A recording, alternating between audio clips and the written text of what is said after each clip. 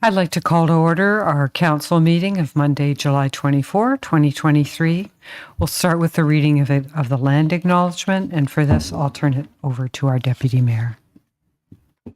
For more than 15,000 years, the First Nation walked upon and cared for the lands we now call home. Anishinaabe, Haudenosaunee, Ojibwe, and many others who were families, friends, and communities the way we are today. The town of Collingwood acknowledges the Lake Simcoe Nottawasaga Treaty of 1818 and the relationship it establishes with the original inhabitants of Turtle Island. We acknowledge the reality of our shared history and the current contributions of Indigenous people within our community. We seek to continue empowering expressions of pride amongst all of the diverse stakeholders in this area. We seek to do better and to continue to recognize, learn, and grow in friendship and community, nation to nation. We're now looking for a motion to adopt the agenda, that the content of the council agenda for July 24, 2023 be adopted as amended. And the amendment is to add item 11.1, motion re Sister City Committee. That's moved by Councillor Jeffrey, seconded by Councillor Potts. Any discussion? All those in favor? That's unanimous. Thank you. Are there any declarations of pecuniary interest today? Being none, if you find yourself in that position, please let me know. I'm also now looking for a mover and a seconder to adopt minutes. The motion reads as follows, that the minutes of the regular council meeting held July 10, 2023, and the special council meeting held July 17, 2023, be approved as presented. Councillor Potts and Councillor Ring, any questions or comments? All those in favor? That's unanimous. Thank you. Is there any business arising from the previous minutes? See none. The next item is the rise and report from the in-camera session we held on July 17, 2023. Under our new system, as everyone knows, our in-camera meetings are held in the Braniff room on the week before council meeting, which is the council meeting of today. So it's appropriate now that we have a report in public following those council meetings, and the next best time really is our council meetings on the Monday following, so that's today.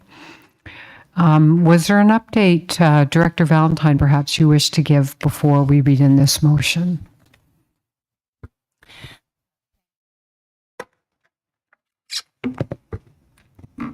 Thank you, Madam Mayor. Can you hear me okay? To lean in again today.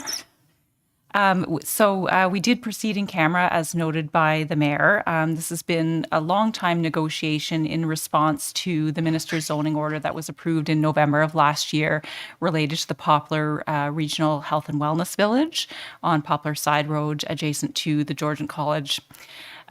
Certainly senior staff, the town solicitor, the mayor and deputy mayor have been working with the proponent over many months to ensure that the companion agreement appropriately addresses two primary objectives. The first is to ensure that we have a land use planning process which has been characterized and fully outlined in the agreement so that we can see the vision achieved for our community as close as possible to what was presented through the public meetings that were part of the proposal. And the second is to secure commitments for community benefits that were provided by the proponent.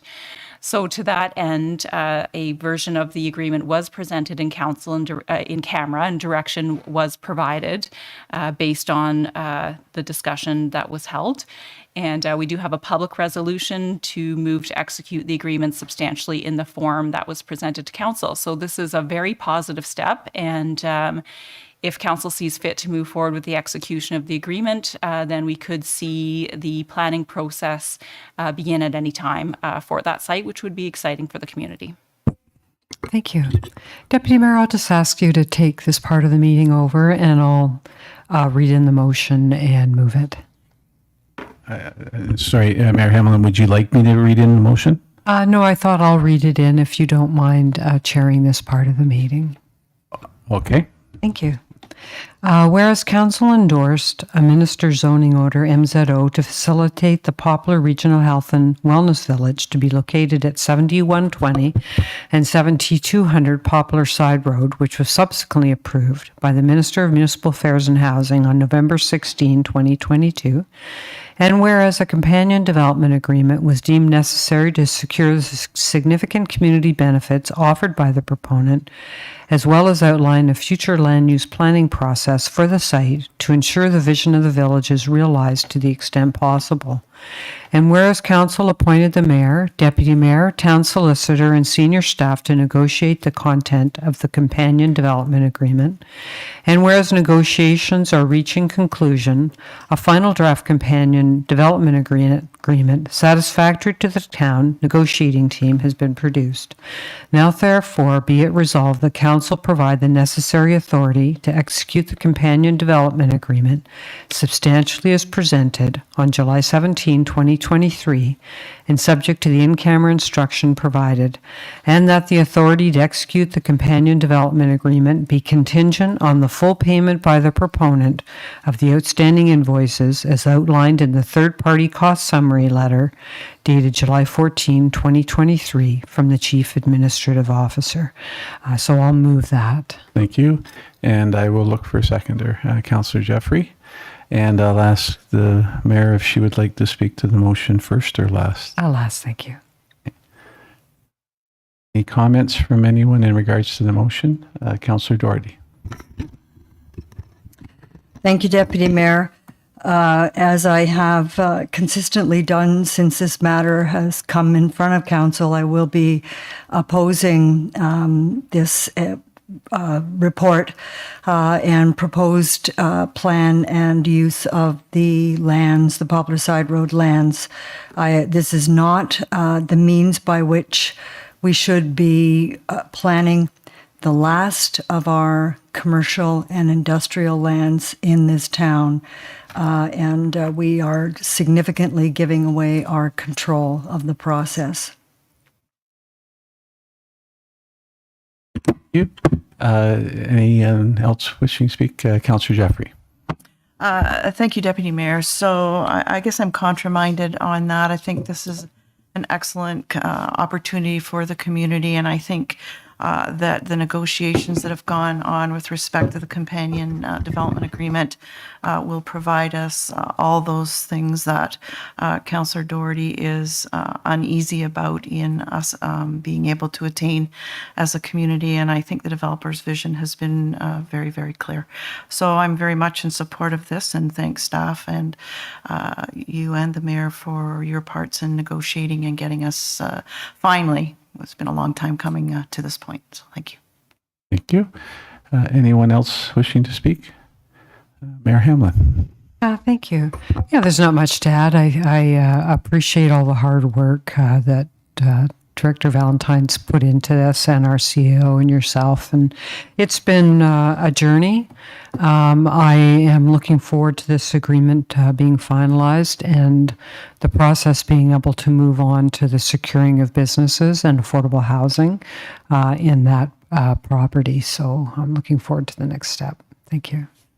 Thank you. And I just want to say that I'm pleased to be part of the group that was able to work through and bring this to Council for consideration, and now bring it forward publicly. That looks to achieve, I think, a win-win situation for Collingwood as well as Live, Work, and Play.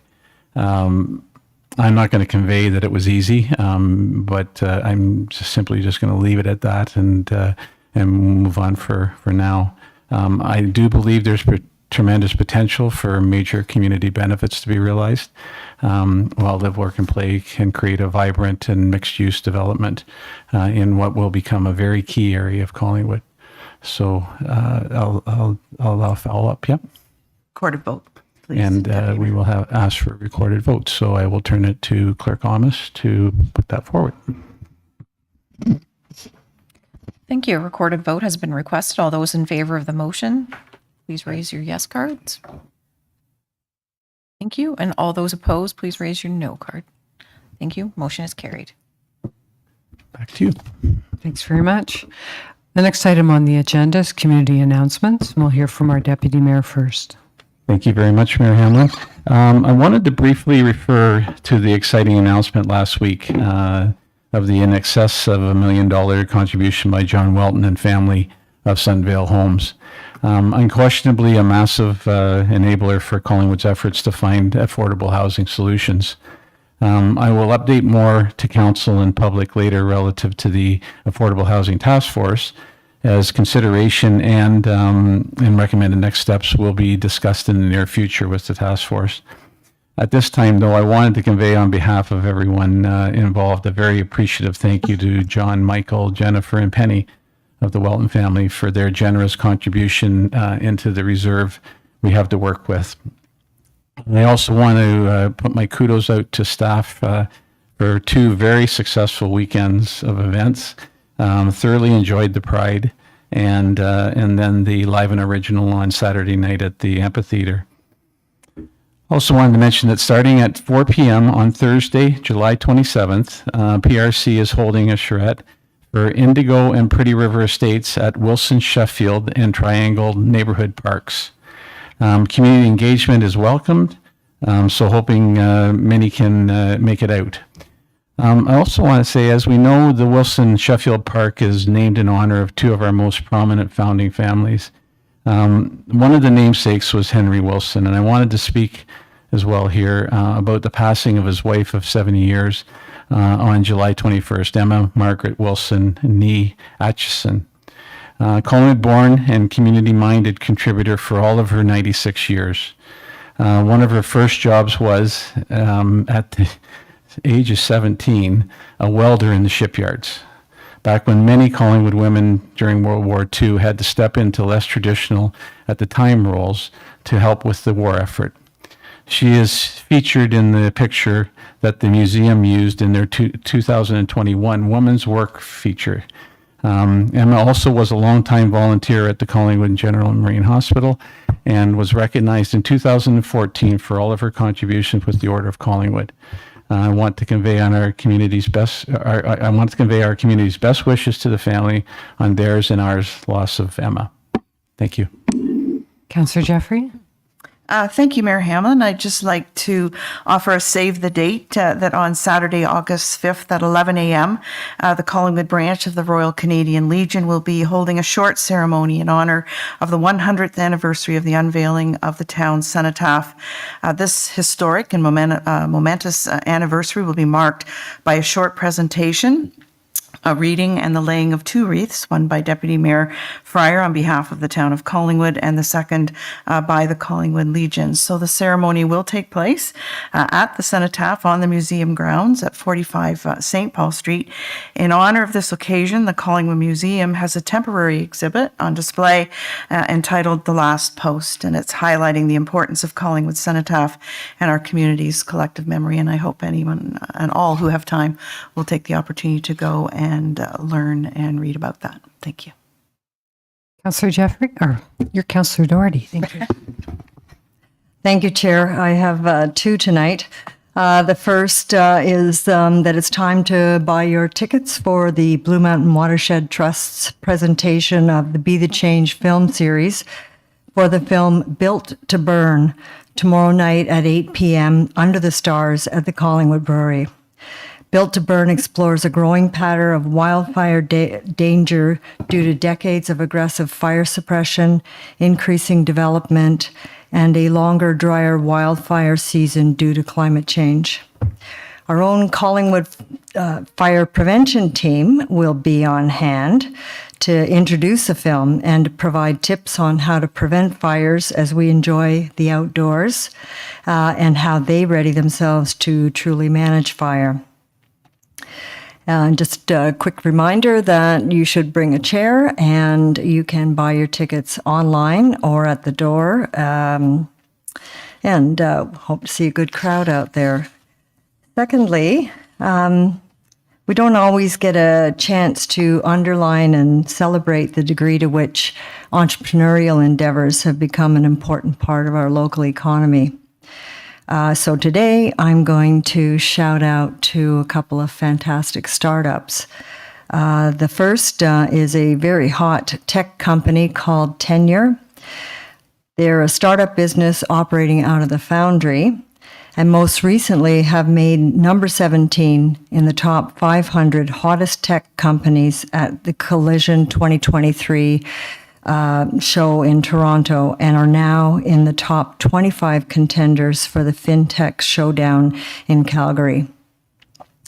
Plus, we have a new cohort of budding new entrepreneurs, compliments of the Summer Company grant from the South Georgian Bay Small Business Enterprise Center. This year's participants are Tate Skinner with freshwater car detailing, Riley Wilson, the swim station offering private swim lessons, Lauren Ciclay, offering a business called Leela, a loungewear company with a mission to help children feel empowered through sports. Abby Juiced will be launching a business called Fidget Marble Maze Factory, which is handmade soft fabric fidget toys. Ben First, Georgian Bay AI Consulting, and Gemma Koo with Cool Crochet. Economic development actually invites any business to celebrate all that they are through the Celebrate Your Business program. They share their business milestones, offering a bookable celebratory kit, which allows ribbon cutting, local photographer to take photos, a invitation to the mayor, or their designate to attend and present a certificate and engraved paddle. So we truly do appreciate and celebrate all of our businesses in the town of Collingwood. So here are just a couple of items that we can remind ourselves of our great successes. Thanks. Thank you. Councillor Houston? Nothing to add at this time. Thank you. Councillor Potts? Nothing to add at this time. Thanks. Councillor Ring? Thank you very much, Mayor Hamlin. Please don't forget your next opportunity to attend an Affordable Housing Master Plan public consultation. It will be Tuesday, August 15th at the Collingwood Public Library in the B&C community rooms on the third floor. Start time is scheduled for 5 p.m. We strongly encourage all citizens who want to assist resolving the affordable housing crisis to attend and share your ideas and just help us with this master plan. And I was going to mention Park in the Park, but I'm sure you're going to cover it. So if you'd like me to leave that alone, I will, Mayor Hamlin. And that's all I have then. Councillor Perry? Thank you, Mayor Hamlin. I'll try and read this in the enthusiasm Councillor Baines, who's not with us tonight, but may not work out that well. But anyway, so on behalf of the library, I'd like to invite everyone on Tuesday, July 25th from 9:30 to 12 to stop by and meet the Georgian College representative for academic and career preparation. This is a free, goal-directed, flexible, and supportive academic upgrading program. It accommodates the realities of daily life while allowing you to bring your reading, writing, math, and other essential skills up to a high school level. Contact Lori Crossan at lcrossan@collingwoodpubliclibrary.ca if you're interested. Also, Toddler Tales takes place on Wednesday, July 26 from 10:15 to 10:45 a.m. Experience the positive effects of reading, singing, playing, and developing fine and gross motor skills through stories, songs, and crafts suitable for children ages 18 months to 3 years. Your toddler will have the opportunity to engage in fun activities, learn new skills, and meet friends at Toddler Tales. Contact Christina at K. Sokol, I hope I pronounced that properly, at collingwoodpubliclibrary.ca. And finally, on Thursday, July 27th from 10:30 to 11 a.m., there is a family story time. The whole family can enjoy listening to a story, singing songs, and playing. Children of all ages will develop important early literacy skills and a lifelong love of reading and learning. Speaking, singing, reading, and playing are fundamental skills and are fun ways to help your child get ready to read. Suggested ages are 6 months to 6 years old. and you can contact Christina as well at the same email address. Thank you very much. Oh, thank you. So I have a few announcements this evening, it's the afternoon only. Hooray. We have more time left. Last summer when I was going door to door and doing coffee parties, I heard from many people that they wish they had an opportunity to sit down with council and just on a more informal basis ask questions about what's happening in town and at the council table. So we're answering this, as council knows, this call. So our first town hall is actually called Spark in the Park. Spark standing for Speak, Participate, Act, Research and reach and connect with council. So it's Wednesday, and please come, members of the public, to the Central Park, the outdoor rink. If it's raining, we'll go into the curling club. It'll just be an hour. You can bring your kids, and please bring a chair. So looking forward to that first event. I'm also going to take just a minute to bring council up to date on a few initiatives that I'm starting. And I don't know, maybe you know about these, but maybe not all of it. So as I'm sure everyone has heard from some of our businesses and residents that we would like more post-secondary opportunities in the community.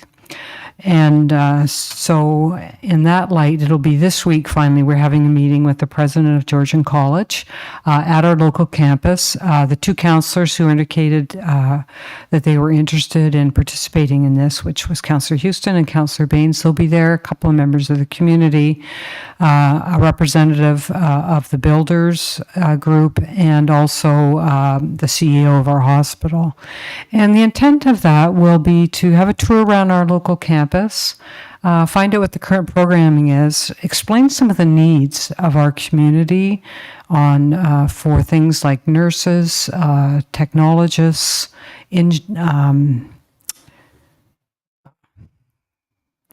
so all the skilled trades is the word I was looking for, all the skilled trades. So, and with a punchline at the end of, we're here, this is what we think we need, what can we do as a community to help move the discussion forward? So if there's any appetite from the college to move the discussion forward, I'll be back here because we'll have to figure out who would take the lead on that and what's the best way to accomplish that. Second thing is, I've heard from engineers in town that there's a shortage of engineers and engineering technologists.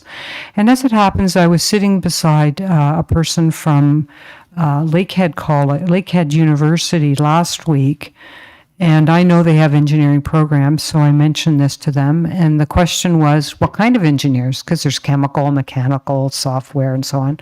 I said, I don't know, but how about I convene a meeting with some representatives from our engineering firms and we'll see where this goes. So I'm in the process of setting that meeting up. There's a group at Lakehead University whose job it is to develop these kind of opportunities. So they're going to meet with a representative group of our engineers. And I'm assuming I'll reach out, though, that Councillor Baines in Houston might still want to attend that as part of the post-secondary exploration. And again, if anything comes from that, this is just to see if there's some appetite to get this going here. We'll come back and see who could take the lead on any further work that needs to be done. Also, I'll just bring you up to date on physician recruitment. Last term, as many of you will know, the town of Blue Mountains struck a committee, a regional committee, and I put up my hand when they came to our council to volunteer for our community to determine what the extent of the needs were for family physicians in our town and how do we secure some family physicians. So through some work primarily by the chair, who's now a councillor in town of Blue Mountains, June Porter, and also myself, we did the first major task, which was to get the Ministry of Health to lift the cap on the number of family doctors allowed to set up in Collingwood. Who knew? So, and at the beginning of this term, I reached back out to get the discussions going again. Now, things have changed this term. We now have a South Georgian Bay, Ontario health team here, which are a doctors group, I'll put it that way. It's more complicated than that. And they're interested in taking a lead on this. So Councillor Baines had indicated when I had circulated to council previously who was interested in interest, and he attended his first meeting last week. There'll be more meetings. I can tell you that there's a little bit of angst from Town of Blue Mountains because although they initiated the first group, which was of, they reached out to Wasaga, Clearview, ourselves, Meaford, Town of Blue Mountains, that now the Grey Bruce Health Unit is reaching out to Town of Blue Mountains and saying, come play with us instead. So they have some decisions to make. But nevertheless, we're going to keep going here. We've got a good group who wants to get family physicians here. As you may or may not know, we need right now at least 8 family physicians in Collingwood. We have almost 4,000 people who are without a family doctor. The problem that there exists in Ontario right now is that some communities are putting substantial funds out to doctors, family doctors, to get them to locate in their community. I'm talking about $100,000 plus. So that is not something our table's been interested in doing. Wasaga Beach has moved in that direction. We have actually taken the view that whether a doctor locates here or in Wasaga Beach or Town of Blue Mountains or Grey Highland, we can all drive there. It's not so important to us as we really like them here, and I'll say here in a regional, sub-regional sense. But having said this, when I was thinking about it this morning, I'm going to prepare a motion and I'll bring it to our next meeting because I would like, if council was of a mind, to ask the province, particularly the Ministry of Health, if they could give some direction on this bidding for doctors by local municipalities and how we should be funding that. And those are all my announcements. So thank you. Yes, go ahead. Sure. Thank you, Mayor Hamlin. Just with respect to the format of the Spark and the Park, it's simply going to be like coffee with council. We're simply going to be circulating. There's no formal presentations or speeches or anything that council has to be prepared for, correct? Well, I've conceived it as there being a microphone and that I would do some introductory remarks, introduce council, explain some of the big things on our plate right now, not in any detail, and then open it to questions. And then I also thought I would ask council each turn if anyone would like to respond. But it will just be things that things at our council table. And if they're really tough, I'll have a go at them. And if they need further research and information, I can address that as well. Okay. It's our first one. If we don't like it, we can change it. All Okay. right. Sounds good. All right. Thanks. Learn as we go. Okay. The next item on the agenda are deputations, and I'm told we have none. Has that changed, Clerk Almost? No. And now 7.1, which is our update on water capacity and land use planning study. Is this something that Executive Director Peg, you'd like to speak to briefly? Thank you, Worship. I'm actually going to ask if Director Valentine could speak to this item. Thank you. Thank you, Madam Chair. We'll just wait a moment for the presentation to come up on screen. However, I will say, as we're waiting for the visuals to arrive, that this may be the final update focused on land use planning and the interim control bylaw in particular. We had been providing very regular updates to council on this matter. And now that the ICBL has ceased to be in effect, we may transition to a different form of update for you, likely led by Director Slama and focused on the water treatment plant upgrades and the implementation of our servicing capacity allocation policy. Great, thank you.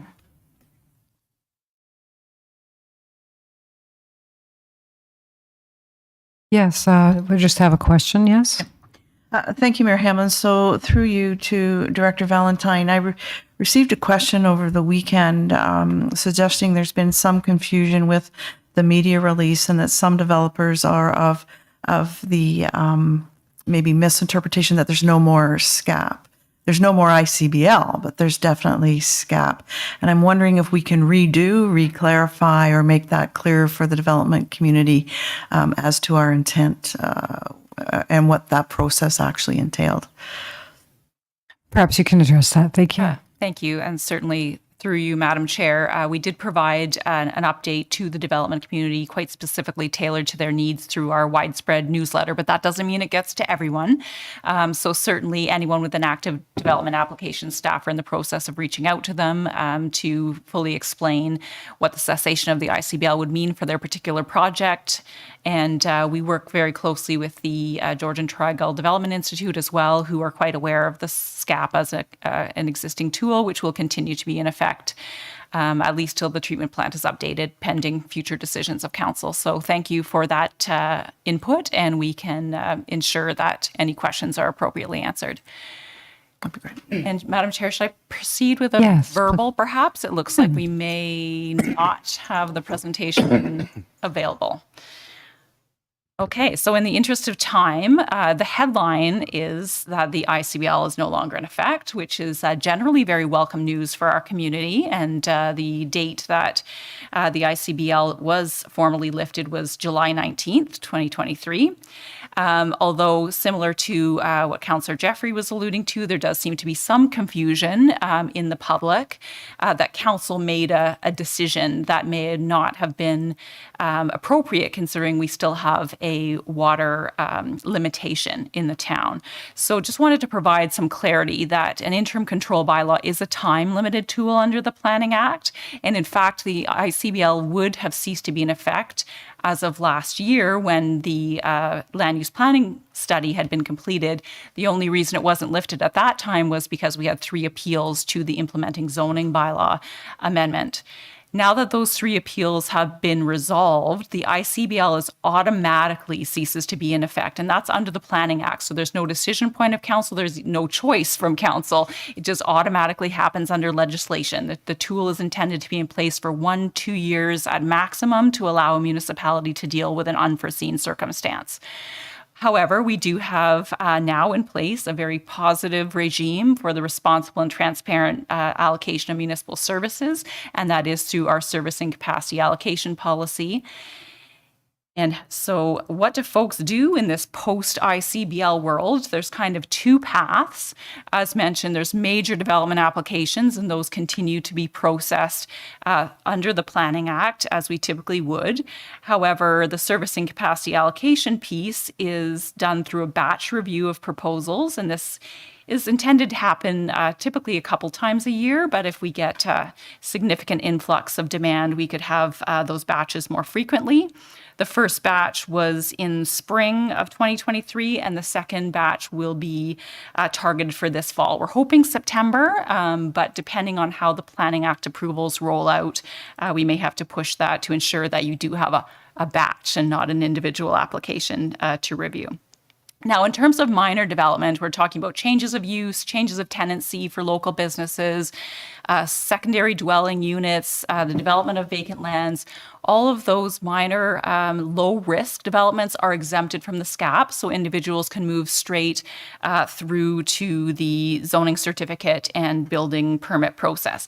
I just would like to remind everyone that we do have our partners at the NVCA who are also involved in permitting in some locations in the town before you proceed to building permit. We've had a couple people surprised right at the end of their process that they do in fact need permitting from the NVCA as well to support their building permit. So if your application is within their regulated area, or if you're not sure, give planning services a call or the NVCA a call so that we can ensure that your permit moves as smoothly as possible. And it's hard to see because we don't have the pie chart up, but about 35% of projects that had an ICBL exemption have not yet moved to permit. So those are the folks that we're concentrating on, reaching out to help them through the next steps to get shovels in the ground. And then lastly, on the water capacity updates side, Collingwood and New Tecumseh have endorsed a mutual water supply agreement, and terms of reference for the joint water committee were brought forward to Committee of the Whole in the last cycle and are expected to proceed today as part of this council meeting towards approval. And in terms of the plant expansion, the UV equipment is on site and being installed. We did move from an August delivery date to a September delivery date, just recognizing that the commissioning of the equipment does take 4 to 6 weeks. And also a tender has been posted for the 3 pre-selected general contractors. So work is continuing on the plant expansion. And happy to take any questions back to Director Slama in her absence, should there be any. Thank you, Madam Chair, for the opportunity to provide the update. Thank you. Would any members of council have any questions? No, I see none, so thank you for that. So we now have before us the approval of minutes, and they are as follows: that the minutes of the following board be hereby received and recommendations contained therein be approved. It's the Collingwood Public Library Board minutes, June 22, 2023. Could I have a mover and a seconder, please? Councillor Perry and Councillor Houston, thank you. Any comments? All those in favor? Oh, we have a question. Hold the vote. Go ahead, Councillor Doherty. Yes, thank you, Mayor. And I wanted to ask to pull this report because I was intrigued by the leadership report, the library leadership report, in which there has been discussion that a reference assistant position, which is currently vacant, potentially be substituted with a social support, a community care worker. And I'm applauding this thinking, actually, because this is what social services, volunteer groups, and some municipalities are encouraging, that persons experiencing homelessness should be able to have wraparound supports for all of their needs, mental and physical. And if you don't address the mental and other social issues, you're not necessarily going to eliminate the problem of having no home in the long run. But on the other hand, we can argue that it is not within the mandate of a lower tier municipality to be providing those kinds of services at their libraries, but libraries and other community facilities do tend to be the first point of contact for persons experiencing homelessness. And I was just wondering, if I see that the CAO of the library is here, and I was wondering if she could speak to that. And in particular, the notion of whether such a position could be shared with or partially funded by the health unit or some other social service organization. Thank you. Yes, there you are. I was looking you in the back and I thought, I don't see her. Okay, go ahead, please. Yes, thank you. So to answer Councillor Doherty's questions, this topic was brought up. This is something our staff have been considering sort of on and off for close to a year now. As Councillor Doherty correctly mentioned, this social services is provided through Simcoe County, and we're very aware of that ramification of such a position as this. So I just wanted to say that no decisions have been made. Our leadership team is looking at probably 4 or 5 different options for this role. The other ones being much more falling under traditional, if you will, library services. This one is a little bit more non-traditional. So we did bring it forward to the board for their discussion and consideration before any decisions are made. And we are having a lot of other strategic conversations, including with our local OPP. We also are having some internal discussions across departments as we sort of look towards budget season and other security measures as we came off of a security guard pilot earlier this year at the library. I think we're just very aware of some of the challenges that happen in our space at the library and potentially across our municipality. And we're just trying to be creative and strategic where we can be. And further to that, I think we're seeing that strain sometimes on our staff. Although we train our staff to deal with a lot of our difficult situations, we aren't professional social workers. We aren't professionally trained to do that type of work. And it also takes a lot of time and mental and emotional energy. And that's what we're seeing, that we don't always have the time necessary to make meaningful connections or navigate the systems in place to provide the most fulsome and meaningful outcome for our patrons. So that's sort of the basis of where this conversation is coming from. But as I said, we haven't made any firm decisions, but we appreciate you taking note. So thank you. Thank you for asking that question. I'll just add this information, which is the County of Simcoe, as we've discussed, that's really their mandate.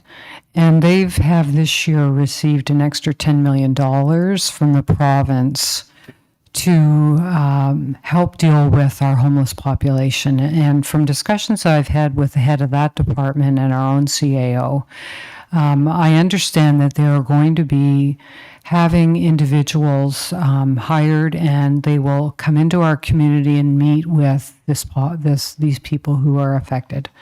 And I'm wondering whether they can do, this is, special stops at the library every day, but, I'll just describe it that way.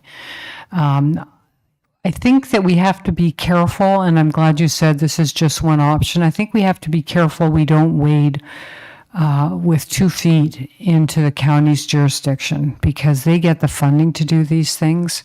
And as you'll know better than anyone, a few years ago, they withdrew from what I perceived to be our county library system and left us, to manage that, which we're doing more than admirably. And also, my question out of this is, without that position being filled, and I've forgotten the title, it was a reference assistant. Would the library not need that person anyway? That's my question.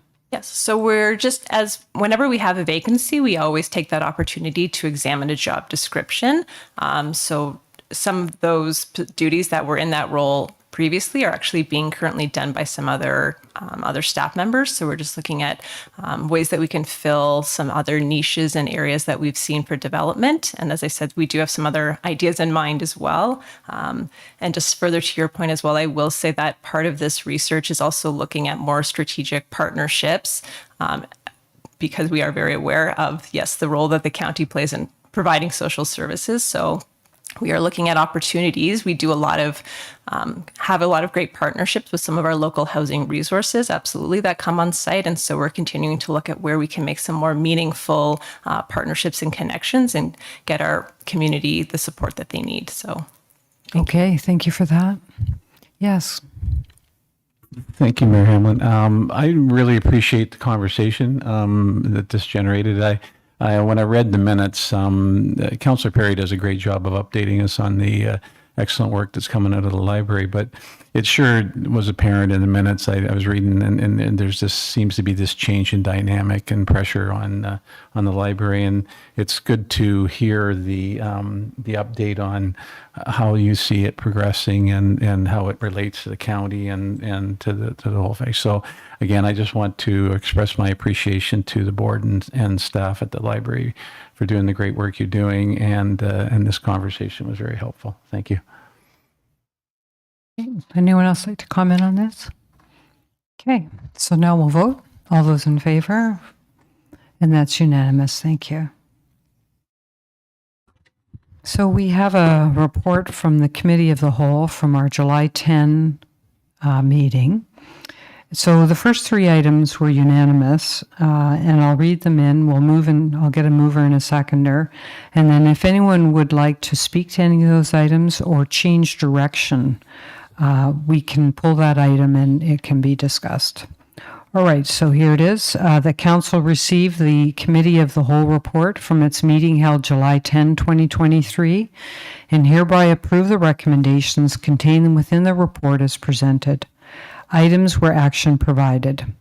P 2023-2022, approval and authorization bylaw to execute a site plan control agreement for Cranberry Trail East, Blue Fairway Phase 5 and 6, first phase. Also, T 2023-14, New Tecumseh and Town of Collingwood Joint Water Committee Terms of Reference. and CAO 2023-08 Memorandum of Understanding with Nottawasaga Valley Conservation Authority for services. So could I have a mover and a seconder, please? Councillor Ring, seconded by Councillor Perry. Would anyone like to comment on those three, or yes, go ahead, Deputy Mayor. Thank you, Mayor Hamlin. I think this is appropriate to note this right now because it's in the minutes. It refers to the discussion requesting EPCOR to delegate to council and consider reestablishing the joint committee with them. I wanted to let the council know, since it was in the minutes, I didn't want to leave it until notice of motion time. I'll bring a notice of motion later on the agenda, and I will work with clerk services to put together that notion for next Monday's meeting. So I just wanted to add that. Sir, I didn't understand what you were referencing. You said a committee of council, delegating to council? Sorry, no. We had talked about perhaps renewing the committee that that was the joint committee between EPCOR and Collingwood. So I was to put together wording of a motion to bring forward. That's fine. So I that's just what didn't was see it referring here. Okay, that's great. Thank you. So on those three then, all those in favor? Thank you. So the following reports has been deferred for consideration at our next meeting, which is July 31, 2023 special council meeting. This is the CAO 2023-09 Resources Review, Engineering, Environmental Services, and Public Works. This is, of course, an important staff report, the efforts led by our CAO. She's away today, but she'll be back next Monday and wants to be here to have the discussion with us. So that matter's been deferred. The next is staff reports. There are two staff reports. So what we have is 9.2.1 T 2023-12 2022 audited financial statements, and the motions as follows: that staff report T 2023-12 2022 audited financial statements be received for information, and that 2022 audited financial statements be hereby approved. Could I have a mover and a seconder, please? Deputy Mayor, Councillor Doherty, thank you. And could I have any comments, please? Seeing none, all those in favor? Thank you. The next item is for T 2023-13, Statement of Reserves and Reserve Funds Report, year ending 2022. That staff report T 2023-13, Statement of Reserves and Reserve Funds, year ending 2022, be received for information, and that staff be directed to transfer the balance of the 10% non-DC Growth Reserve Fund to the Life Cycle Reserve, as the 10% requirements are no longer in place under the Development Charges Act, and dissolve this reserve fund. And further, that the election reserves target balance be increased to $140,000 to adequately reflect current election costs. Could I have a mover and a seconder, please? Councillor Jeffrey and Councillor Potts, any questions or comments on this? All those in favor? And that's unanimous. Thank you. Councillor Jeffrey. Thank you, Mayor Hamlin. I was wondering if this would be just a kind of a quick opportunity to do an overview for the members of council in terms of how the motions move from committee of the whole to council. I know that there was a lot of questions asked of me today on a few one-on-ones with most of the committee of the whole, and wanting to clarify to make sure they're speaking when they are able on all matters. And just to explain that at committee, whether it is carried or not carried, that recommendation still comes forward to council for consideration with or without a recommendation of the committee of the whole. So they have two opportunities to speak to it, once at committee of the whole, and then once it comes to council. If it's unanimous at committee of the whole, then there's a procedure whereby you need, I believe, give the clerk notice that you're going to pull it to ask for a change in staff direction.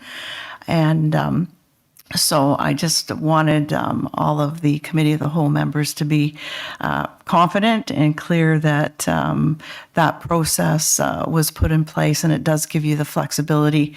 I know my practice at the committee of the whole is if there's not an opportunity or if it's not a slam dunk and I still have a question in my mind, I will vote against it at committee so I know then it doesn't go into the consent agenda, and I will have an opportunity as a separate staff report at council. So I think the more that we can explain that process to them, the more they'll understand and be more confident in when and where they can always have their say, but at least always put up the yellow card and ask if they have a question. Thank you. Yes. Just on that, I did it differently.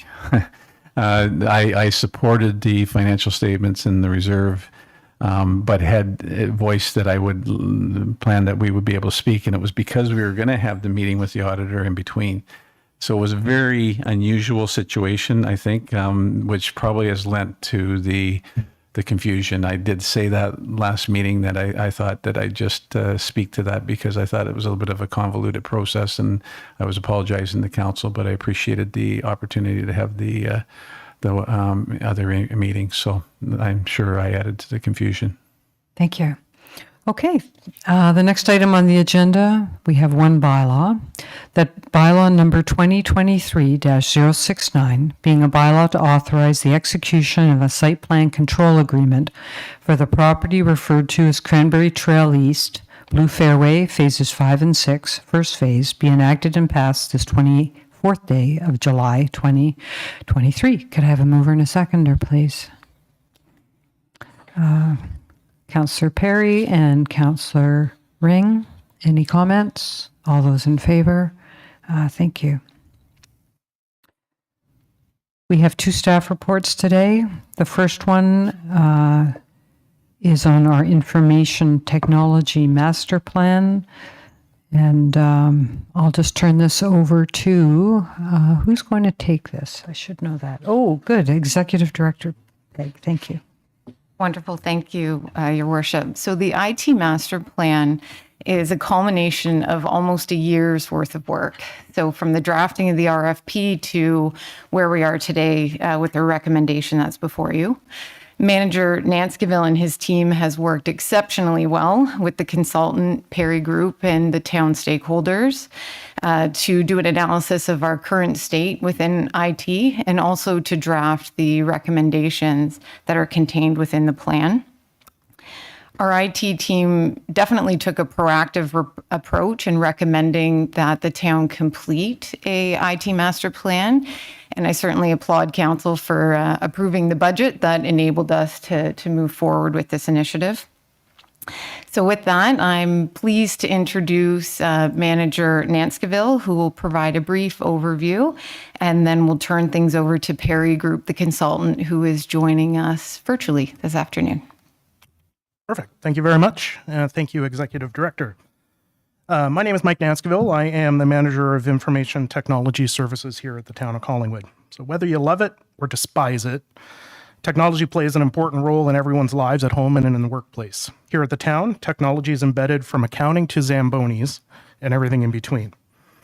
The IT division was formed in 2017, and we have been in a constant state of improvement ever since. In 2020, we all experienced the COVID pandemic, and most IT departments worldwide were adapting to new technologies at breakneck speeds to adjust to the new normal. Collingwood is no stranger to this. In 2022, we hit our first 5-year cycle. I like to use the term 5-year cycles, as traditionally speaking, most hardware needs to be replaced, software needs to get upgraded within a 5-year span. Our department is very much consumed in the day-to-day, but I felt it was very important not to be distracted by this and to have a good look at where we're at with an eye on where we're going. Technology is leapfrogging itself so quickly that we cannot predict the future. However, it is incredibly important to ensure that we have a plan. Through the town's procurement process, we hired the Perry Group to undertake a task of developing an information technology master plan. And with this said, it's my pleasure to introduce Susan Chase of the Perry Group, who will lead you through a presentation. So do we have Susan with us? Perfect. I believe she was going to be virtual today. Yes, she is. Sorry, Okay, she is thank virtual. you. I Susan, am. are you there? I am. Hello, can you hear me? Yes, we can. Go ahead. Excellent.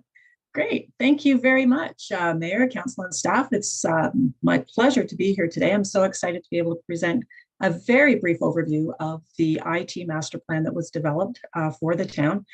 Mike said much of what I was going to say as an introduction. Technology is everywhere now. So we really do have to think about it. It needs to be a thoughtful process. Where are we going to apply our limited dollars to it? And what's going to be the very best for the organization? How best can we leverage it? So I'm just going to get right into this brief summary, so leaving us some time for questions in that. So if we can move to the next slide, please. As Mike said, we did respond to an RFP, and Perry Group was absolutely thrilled because we were working with the town back in 2018 as you transitioned to an in-house service. And we were super excited to see so many of our recommendations have actually been put into place. So that was very positive from our perspective.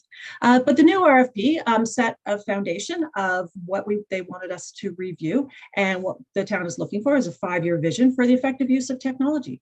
And really, it's all about supporting the business side of things and the services that you as the municipality deliver to the citizens.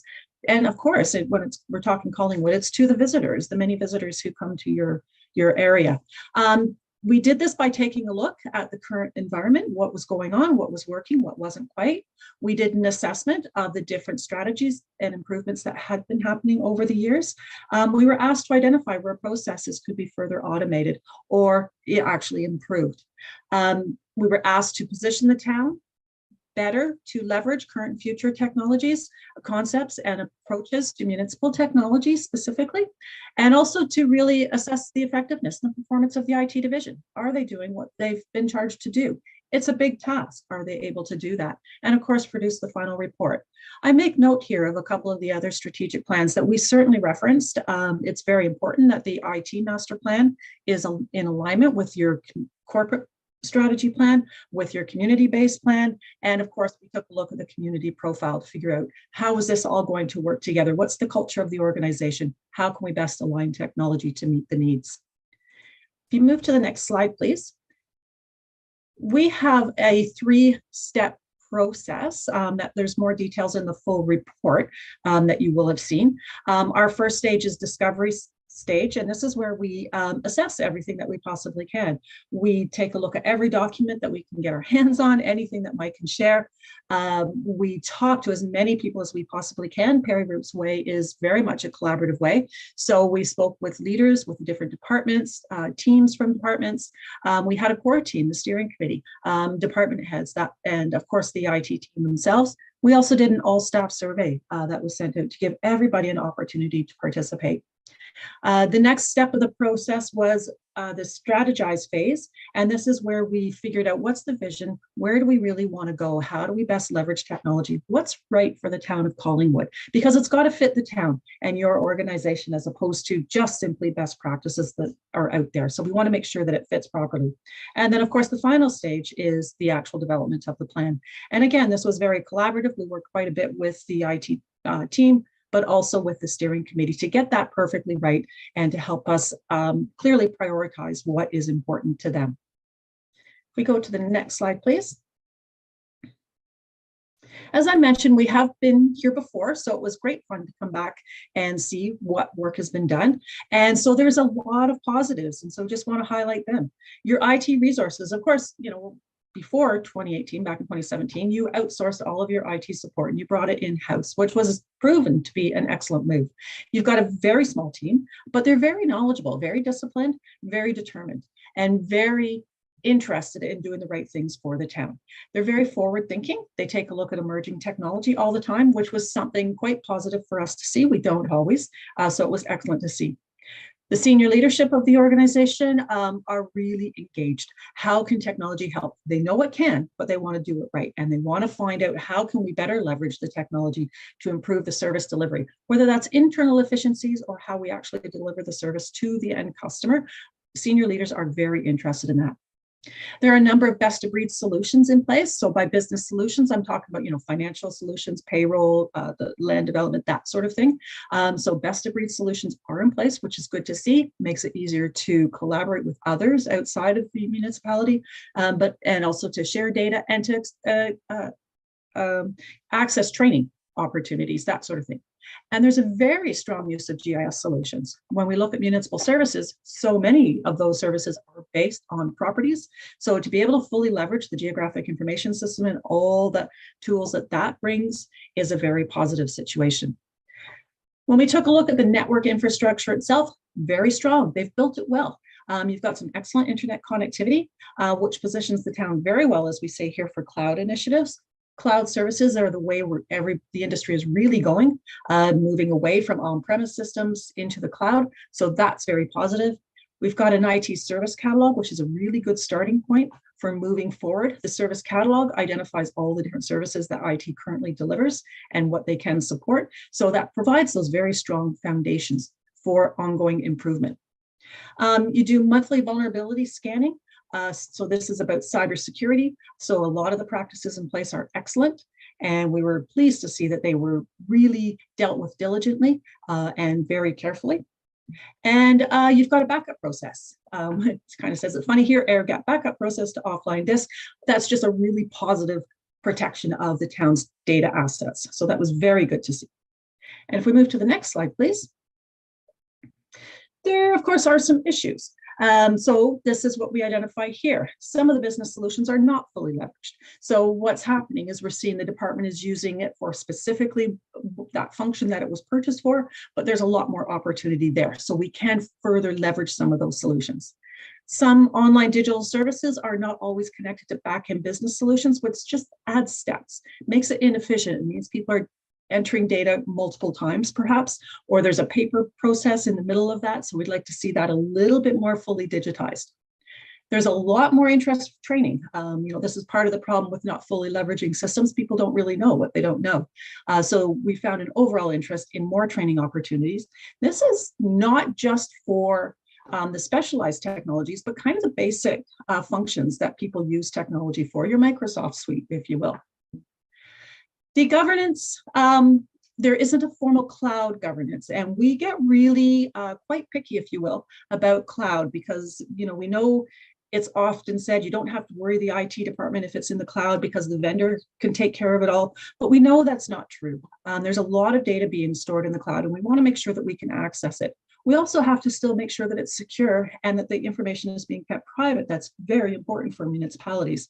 So we like to see a formal cloud governance piece in place that all participants, particular leaders of the organization, fully understand. There is governance in place for IT in the municipality, but we think we can build on it a little bit. And of course, cybersecurity, well, it's in a good place right now. We can't let go. We have to keep going on that, making sure that we're right on top of it at all times. We have been missing, similar to the first point up there, where online digital services not always connected. This is where we get into business and digital transformation opportunities. There's a missed opportunity to really conduct that comprehensive analysis of end-to-end workflows. How can we make full advantage of the technology that's available to us? And how can we better free up staff and let the machine, the computer, if you will, do what it needs, what it can do best, and let people do what they do best. Overall, their infrastructure, as I mentioned, was in very good shape. There's a few items that we alerted Mike to that required a bit of attention, and so he's taking care of those. And then one concern we do have is for business continuity, full disaster recovery, there really isn't a defined recovery time objectives for the business services. So this becomes a partnership between IT and the business departments about defining if the systems go down, if we do have problems, how do we recover, what are the priorities, what data, what files do we need to get forward first of all. So we'd like to see that come forward with a little bit more strength and structure. Go to the next slide, please. We did a bit of a financial analysis through this project. The chart on the left there, the bar chart, is shows the IT operating budget expenditures over the last 6 years. 2017, of course, is when IT moved back to the town. So we did see an increase in investment in IT operating in 2018, which was excellent, but you'll notice that it hasn't really significantly grown since then. A little bit of a bump in 2021, which was excellent, but we'd like to see that more of a steady increase because, again, the reliance and dependence on technology has continued to grow and probably far more larger numbers than what this chart is actually showing. The chart on the right there is showing the IT operating expenditures compared to others. So what we have here is a range of 0 to 6%. Perry Group, we suggest just based on other Ontario municipalities, what we see is the IT operating expenditure should be between 2.5%, 4.5% of the overall corporate or operating budget, sorry about that. Gartner Group recommends that it actually be between 4 and about 8%. And that's what that black arrow there is, with the 4.3 recommending for an organization about the size of Collingwood. I apologize for having dropped the name there, but Collingwood, as you'll note, is actually quite low. And that's a bit of a concern. So we do believe that there could be greater investment in technology, which would only help the town leverage technology a little bit stronger. And if you can go to the next slide, please. So as Mike said, at the start, setting some context here, the municipality has been really growing in its use of technology over the last few years. The pandemic really accelerated our need for more technology, but also our understanding of how dependent on technology we actually are. And what this diagram here is showing is how it should be. Everything should be more connected to common systems. So no matter how you're accessing the technology, whether it's staff in the back office, your frontline staff like customer service agents, staff out in the field, whoever it is, and whatever device you're coming in, you should be accessing the same systems, the same data, the same information. We don't quite have this in place in Collingwood just yet. So we think there's a lot of opportunities to improve these efficiencies to make this a little bit more easy to access for people. But this also means that we're going to have some greater complexity of the technologies and how they're built together. So that's taking the IT department and the services they provide almost to the next level, if you will. And that's becoming the basis for the IT master plan as we move forward. We also know there's a lot more pressure on core services. Through the pandemic, what we have found, and we have the stats that we've shared with staff before, through the pandemic, people became more and more dependent on technology. I mean, probably around the table, you all did as well. Everybody's buying more from Amazon. You're doing skip the dishes, Uber, any of those things. We've all become more comfortable and a lot more adaptive to it. Not only that, we've got the younger generation of workforce coming in, but also customers coming in who are what we would call digital natives. They've grown up with the technology. They don't know any different. I often tell the story of my daughter. If she's in her late 20s and if she can't access a service or buy something on her phone, she just moves on. It simply doesn't exist to her because that's her world. That's what she's grown up with. So these are all the kind of different pressures that we're facing. And it's about meeting our customers' expectations and how can we meet them as a municipality to better deliver services to make it more important that they trust the town of Collingwood in service delivery even more. So if we go to the next slide, this just summarizes the reason why technology is so important and how it really relates to the master plan. Talked about the pressures on core services, all being asked to do more with less. The customer's expectations are certainly changing. We're seeing that everywhere. And that's across all the age groups. I mentioned the digital natives, but we know also that seniors are very adaptive. They need access to technology because that's how they are growing their social networks, staying in touch, and they're becoming very, very quick at adopting technology. It's about reducing costs, increasing efficiencies, leveraging those technologies we have, take full advantage of them, and perhaps reducing the amount of time staff are spent on those more routine tasks so that they can spend more time on the more complex jobs that they need to do.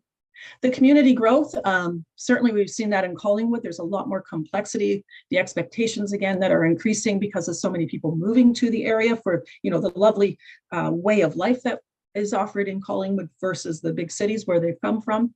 And of course, you're always offering new services. The growth is just phenomenal in all municipalities, I think, but certainly in areas like Collingwood. And then the staff expectations. They need to have access to the right technology. They need the tools to do their job. And that's not just those sitting at a desk anymore. It's those out in the field. It's those out and about, those working remotely from different remote locations, whether they're at a conference or working from a different location because it's more efficient. all of these different expectations come all together, and is what we considered as we were building this plan. Just a little quote there from Alex Benet. He was the previous CIO of Canada, and he notes there's no difference between digital service delivery and service delivery anymore. Today, everything's digital. And we find that's very true with all the clients that we work with. And we only work with municipal clients. And everybody has these same expectations of digital services now. So if we go to the next slide, part of this is rebuilding. We had to take a close look at IT. The department itself and how it delivers its services. And right now we see IT is very much into that trusted supplier stage. So we've got this pyramid. We start at the bottom. The solid utility is keeping the lights on. And that's, you turn your computer on and it works. You pick up your phone and you get a dial tone and it all works. Your cell phone works. You have access to the internet. You have access to the basic systems that you need. That's solid utility. Trusted supplier is where it's a little bit more, where we're more and more dependent on the IT experts that we have on staff. And they can do more. They can deliver projects. They can take a look at what the business needs are and align technology to meeting those business needs and helping to deliver them more efficiently. Up to the top is a partner player. And this is where we have IT involved in the conversations right from the start. And we can have those kind of talks about, this is where the business partner will say, this is my problem, my user is expecting this, or my client is expecting this, and how can we better deliver it? Or this is my problem, I need more staff to do something, how can we better deliver it? And your IT expert can bring that kind of information to you. They know how to research it, they know how to implement it, they know how to get it to you. So we're really looking to move IT up this pyramid, up into this true partner player stage. So if you go to the next slide, please. We are recommending that we need some help. What we found very much lacking is a focus on solutions. Right now, both the manager and the systems administrator kind of do it, along with all the network maintenance and support that they provide. They also do this. So we think that the town has grown in its dependence on technology and its use of technology, that it's time for a little bit more focus on solutions and business analytics, if you will. So being able to take a look at what the process is and how can we improve that by digitizing ways, optimizing those business processes. We also think that there's a way to more fully leverage the GIS tool set, and but we need some help in that area. So we're looking for a junior person there, a GIS technician. And then we're also recommending through the report that we take more advantage of managed service providers that are out there. No municipality can afford all the resources that they actually need. So you have to find those trusted partners that you can work with. For example, one very common field is in cybersecurity. So we have some security that is managed in-house, but we rely on outside experts because very few municipalities can afford their own. So you partner with somebody who can help you with that. So the report does contain a lot more details on the positions that are needed and why. But this is just dated as a summary. And if you go to the next slide, please. We identified different programs of work. There are actually about over 80 different projects that were identified that needed to be done over the next 5 years. We recognize fully that things change year after year. Well, we've got some things that we think very much need to happen as they continue to build the foundations for the future. Some of the recommendations we've written have been a little bit more high level, a little bit more strategic, so that staff are able to fit them in more properly to what's evolved in the, not only in the organization, but in the industry itself. But all of the different projects actually fall into one of these 5 themes. So really it's about building out that IT infrastructure, making sure that it stays modern, making sure that it stays secure, of course, resilient and interoperable, meaning the data can be shared across the different business solutions. I can access the data that I need in order to do my job, no matter where that data happens to be stored. Digital customer service. So delivering more and more online services to the customer, because we know that is the expectations. We want to further modernize and automate those core business processes and business solutions. That's what I was talking about, that process optimization, fully leveraging the different solutions that are in place so that we can let technology do what technology does best and let people do what people do best. We also found a number of projects were highlighted that really are about enabling a modern and more digital workplace. So give staff the tools they need to better do their jobs more efficiently, more effectively, and better for them, so they feel more motivated perhaps to come to do their job because they have the tools at hand. And then, of course, we want to leverage the full power of GIS and data. Any of you have been to any of the conferences, FCM or anything like that lately, you've heard a lot probably about data and analytics and the type of information that it can provide to you, not only staff, but you as council, in making the decisions that you have to make for this municipality. So being able to access the data that's available to you and getting it out in reports and such that you can actually use and make decisions on is key. And so we've identified that as one of the key focus areas. The next slide identifies just the top 10 priorities. So we went through a few exercises with the steering committee and the IT team.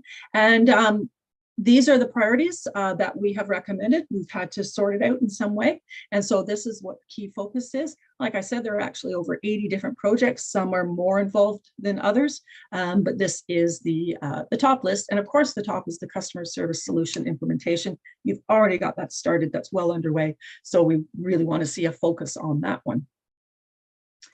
And then finally, the next slide is what can we expect? We know it's a lot. The master plan has a lot of details in it. It's got a lot of projects. It's got a lot of things that we are recommending need to be done in order to be able to move forward. But we do truly believe that these are some of the outcomes that you can realize. There will definitely be improved efficiency of the workforce by leveraging these systems, improved effectiveness of policymaking and decision-making by having better access to data, increase the cost effectiveness of service delivery. We know, and we have the numbers, you put more online, it's cheaper to deliver those kind of services. So how do we best, again, leverage the technology and digital to be able to do that for the customers? Increase convenience. People want to access online. That's just the way it is, right? And we've seen it in some areas, program recreation. A few of you will remember it wasn't that long ago that used to line up and had to register your child for a recreation program. Most of it's done online now. And of course, it's about increased I can't say it now, connectedness and well-being of the community, because that's what it's all about, right? It really is about delivering better services to this community. So we say right now, the IT state in Collingwood is pretty well. It's up there getting into that defined level. To be perfectly honest, typically what we see is that Red Star would be far lower on this, but we really do want to get it up into that well-managed. What makes optimized and why aren't we going for that one? That's the next level. So we're still building the foundations, we're still building the solutions, and to get it to optimize, that's where we really start leveraging data analytics, different things, and even artificial intelligence, those sorts of emerging technologies. How can we better do that? And on that note, next slide, please. I just want to say thank you very much to the entire team at Collingwood. They've been fully engaged in this process. They have been honest, forthcoming, and very excited about dealing with us with some of the workshops and answering those tough questions. And with that, I will hand it back to you, Madam Mayor. Okay, thank you very much for your presentation. Did staff wish to make any further comments on the presentation? Yeah, go ahead. Thank you, Worship. I did just want to comment that the proposed plan does include a number of elements that potentially would have a budget impact.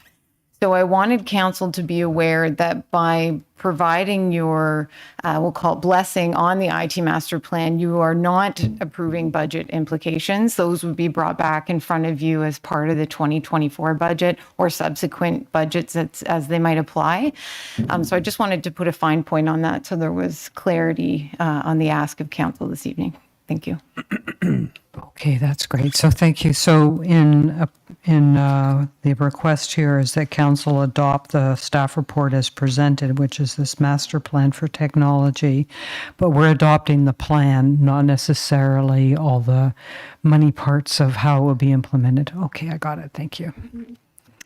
Okay, could I'll just read this in here, that staff report CCS 2023-05, Information Technology Master Plan be adopted as presented. Could I have a mover and a seconder, please? Councillor Houston, Councillor Perry, thank you. Any comments, questions? Deputy Mayor, go ahead. Thank you. Councillor Dory was putting her card up first, so. I wanted to ask about the chart on page 25 of the report. It's the one that compares the population and the full-time equivalents to IT staff.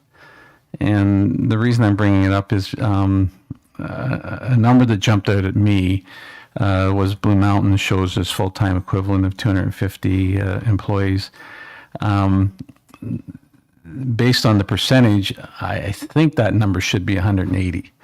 So I just wanted to ask about that. It has to do with, I was intrigued by the comparative of the percentage allocation that we have for operating budget for IT compared to total operating budget. So I got looking through these numbers. So I wondered if I could ask through you, Mayor Hamlin, to the consultant about that particular graph, if I'm missing something in that regard. Okay, are you able to answer that question? Through you, Mayor. To be honest, I think I'd have to double check the numbers that I don't have in front of me right here, but I can certainly get that information and provide it back through Amanda. Thank you very much. And that would be fine. Thank you. Okay, that's great. Councillor Doherty? Thank you very much, Chair. I generally commend staff and our supplier for this report and the thoroughness of this report. It really, I think it's stated early in the document that there is a correlation between a strong IT and a strong municipality in general. But that said, EDPEG did put a fine point on it that there are a number of recommendations here that will definitely have budget implications. I would love to see costed by priority. And like, I'm not a detailed budget, but I mean, we have 10 priorities. What is the cost to, assuming that we want to implement them in that order, what is the cost and over what number of budgets could they be allocated if they could not be allocated all in 1 year?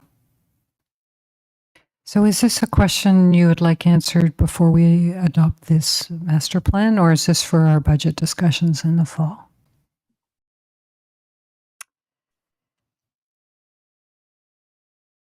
I mean, I could still adopt this, but generally, I just think that there's a lot in here. There's major implications for the municipality. I'm not saying it's bad, but I certainly would have preferred to have seen this come forward in committee of the whole, so that we could have had generally more discussion than we do in the council format. It gives all of us an opportunity to lay eyes on it twice, generally. Thank you. And Executive Director Peg, would you want to comment on the ask of Councillor? Thank you, Worship. Through you to Councillor Doherty. Certainly appreciate the comment regarding committee of the whole versus bringing this direct to council. Certainly staff would be willing to adjust based on council's direction to bring the report back at a future council or a future committee of the whole meeting, if that would give council greater comfort in the adoption of the plan. That's certainly no problem. The reason we opted to put it direct on the council agenda was due to the belief that the public consultation on this would be limited, if not non-existent, because it is a consultant-developed report, that the opportunity to change it is limited. But I certainly recognize that it is a large report and that council would likely appreciate additional time to go through it in more detail. So certainly no problem. And I'm sure Clerk Almuth would help explain how we could do that. I'm sorry. Yeah. No, sorry, interrupting. No problem. I was just going to say, in terms of the budget implications, we could certainly do our best estimate based on the recommendations. It is somewhat difficult to pinpoint it exactly without going through, a request for proposal process. That being said, I mean, if it was the will of council that staff did our best guess, we would be happy to work with the consultant to try and pull together ballpark numbers. Thank you. Thank you. Speaking from my own point of view, that would be terrific. And I appreciate that you do want to have this adopted before we head into budget discussions.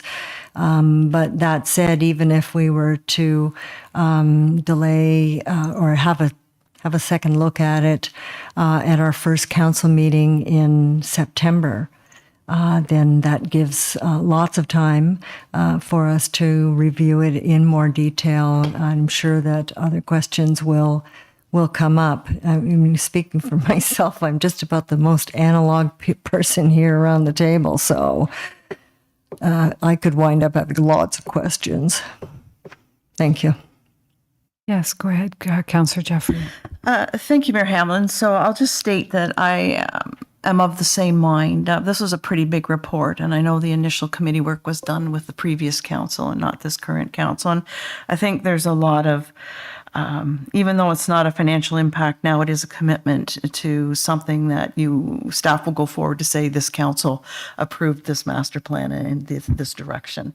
So I think, I know the clerk said this morning that community input in this and why it came to the council agenda might be limited because it is a consultant report.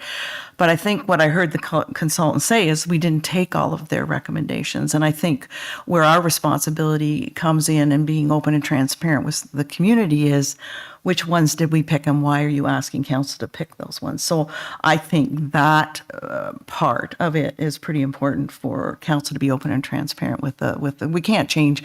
The consultants have made the recommendations. I think it's an excellent report, and I think it's one we really need to seriously take under advisement. But I think council and the community need to understand why we took some of the recommendations and why we didn't take others and how that fits into this master plan. I just wanted to clarify, I am going to ask for it to be deferred. I hate to, I mean, I would have gone to the next council, but it still doesn't allow for the potential of that community input. So my ask when I finish my comments will probably be, or once everybody else is done commenting, would be to defer it to or refer it to the next committee of the whole. But we added jobs the last budget for IT. Can you describe what I remember adding it because we were having trouble with presentations and that kind of upgrading our communications with the community and probably going forward, not for tonight, but going forward, I'd probably like to have an understanding as to what that investment was in the last budget. Just stop there. I'm just wondering if this is a question that Manager Naskowitz would be able to address. Did we add a person in your department, or is this for you, Executive Director? Thank you, Worship.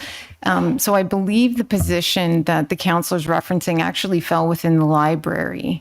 We do have the CEO here and our treasurer who's put her hand up that may have comment.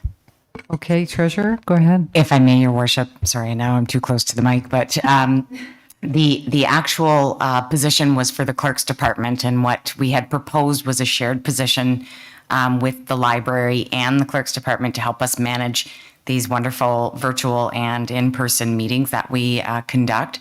So it was a half-time position. And I think, so there is an IT component. We were hoping that there would be some IT background, and it just so happened that our CEO had a position that was half-time at the library as well. So that the proposal was to bring forward a full-time position with half being shared with library and half being shared with clerk services. So not really under the IT, but definitely had some IT sort of piece to it for sure. Okay. Thank you. Do you Because have that's how another I question? understood that being explained to us at budget time was to bolster up our IT capabilities within the community conversation. And I just wanted to make sure I was doing my math right, because if we were going to try to get to 4.3% of 60 million, that's like 2,580,000, and we're at a current budget of 800,000. So that's where I'm having a problem of committing exactly what we're committing ourselves and the aspirations of future councils in terms of adopting this plan. So with that said, I'll just wait for you to ask if there's other comments, and then I'd like to make a motion to refer it to the next committee of the whole. Can I just ask, Councillor Doherty, did you say you wanted to bring a motion to a similar effect? I didn't say it in so many words, but it doesn't matter as long as we have the motion. Okay, thank you. Would anyone else like to add comments or have questions? Yes, Deputy Mayor. Thank you, Mayor Hamlin. And just on what's being discussed, when I looked at the report, certainly what Councillor Jeffrey just spoke about the target, maybe is what you could call it, seemed extremely high. But I was going to try to understand more about the overall analysis, and that's why I asked my question. And I thought I could do follow up that way. I'll support if a deferral comes on, because we'll have that extra discussion. But the thing that stood out to me is there was quite a bit of mention about collaboration and the sharing of services. So I'm hopeful that is one of the main drivers when you're considering options that you're looking at, because I do believe there's a potential for sharing with other partners, possibly EPCOR, possibly the county. So just through you to the executive director, my assumption from reading the report is that is an ongoing kind of communication thing, because obviously it has to fit right when you're looking at your options. But the consideration of shared services to get the efficiencies, and we actually just talked about the one with the sharing of library and clerk services of a body. So that's an ongoing conversation, correct? Go ahead, Executive Director. Thank you, Worship. Through you to the Deputy Mayor. Shared services do continue to be a conversation that we have, and we're looking at service level agreements in the operational plan within our own organization. And I know that Manager Nanskiville and his team do provide some services to other entities as well for IT. I don't know if you want specific examples at this time, or just the rest assurance that the conversation continues. Could I just do one follow-up, please? And that certainly was sufficient, and this would be through you to the treasurer. In regards to IT, it's one of those departments that accounting will allocate some cost, I believe, to other departments. I'll maybe just ask that question first to the treasurer. Yes, if I may, Your Worship, through you to Deputy Mayor Fryer, that is correct. There is a cross allocation or an interdepartmental allocation from IT to other departments, including our water and wastewater departments. You answered my second part, which was that's going to municipal operations as well as to the user side to try to get the true costs going out to those departments. So that was what I wanted to ask about. Thank you. Okay, thank you. Well, I'll just comment that I can't believe how far departments come. Because the beginning of last term, which was 2018, I think our manager here was the only employee, and he hadn't been on site very long. And I remember my surprise. But it's been a journey, and I was happy to read the report at how many initiatives have been undertaken and how well we're doing. This is, as I read it, a report that will take us to the next level. And I definitely hear from council, some council members here, they want to really understand what that means. And so maybe I'll just turn this over now to Councillor Jeffrey for her motion. Thank you, Mayor Hamlin. So I'd like to refer this staff report, CCS 2023-05, to the appropriate committee of whole, which won't be the one following this meeting. Could I have a seconder for that? Councillor Doherty, thank you. Any comments on this? Okay, all those in favor? Thanks very much for the discussion. Thank you, and thank you up on the screen. Thank you.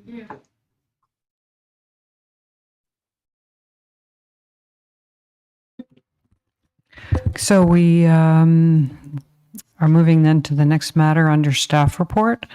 It's P2023-23, approval of a zoning bylaw amendment to remove the holding, that's an H symbol, for 17 Portland Street, known as the Townhomes of Pretty River, town file number D140423, and that staff report 2023-23, approval of a zoning bylaw amendment to remove this holding symbol for this property be received, and that bylaw number 2023-067, being a bylaw under the provisions of Section 34 of the Planning Act as amended, for the purpose of amending the zoning bylaw to facilitate the implementation of site plan approval for 17 Portland Street, the Townhomes of Pretty River, be enacted and passed this 24th day of July 2023. And I'm turning this over to Director Valentine. Thank you. Thank you, Madam Chair. This is a relatively straightforward and administrative matter, and Senior Planner Brian is here today to speak to his report. I don't have any introductory remarks given the nature of the item. However, I do have an announcement that I would like to make in that this is likely the final presentation for Senior Planner Brian to Council after 15 years of service with the town in a couple of different positions in planning services. Our senior planner has taken an excellent opportunity for him, both personally and professionally. He has decided to move on to a manager planning position with one of our neighboring municipalities. And I can't quite bring myself to imagine our team without Mark. I know many of you have seen him grow throughout his career, and staff as well have many relationships with Mark, who is a wonderful person and a great planner. And even some folks who are listening to this YouTube broadcast will also know Mark from the community, the work that he undertakes, as well as his professional presentations at council. So, Madam Mayor, I just wanted to underscore that we thank Senior Planner for his 15 years of service. It's bittersweet for us, sad to see him go, but we know that this is the right thing for him and his family. Well, thank you for saying that, and thank you so much from council for your assistance at our town, and best wishes for your future. Thank you, Mayor Hamlin. You'll be missed. So good afternoon, Mayor Hamlin, members of council, members of the public. This planning recommendation report is administrative in nature, dealing with a request to remove a holding symbol from 17 Portland Street, which is a property now site plan approved for a residential development known as the Townhomes of Pretty River. Council granted approval to this proposal a month ago on June 19th, conditional upon finalization and execution of the site plan agreement and drawings. All of the conditions have now been fulfilled. The agreement was executed to the satisfaction of the Director of Planning, Building and Economic Development, and the site plan drawings were final approved on July 14th, 2023. Certificate confirming these matters was sent to the applicant on July 17th, and removal of the holding symbol is the remaining planning approval needed for site works to begin and building permit review and issuance to commence. The holding symbol at issue was put in place as part of earlier residential approvals for the property and the need to manage water availability for development in the municipality. Per the town's zoning bylaw, in order to remove the holding 19 symbol, council must be satisfied that the following condition has been addressed. Confirmation of adequate and functional water services. Planning Services confirms that water servicing has been appropriately addressed. 17 Portland Street was exempted from the provisions of the interim control bylaw and allocated 75 single detached unit equivalents of municipal water, and provisions are included in the now executed site plan agreement to ensure construction of the water services to town standards, including the posting of securities. This matter would have been dealt with in tandem with the site plan approval in June, were it not for the need to address some minor outstanding issues with the site plan drawings and execute the site plan agreement, which, as noted, has now been addressed. Accordingly, Planning Services recommends removal of the holding symbol And of course, I am available for any questions that you may have. Yeah, thank you very much. Would there be any questions? No, I think we're good. Thank you very much.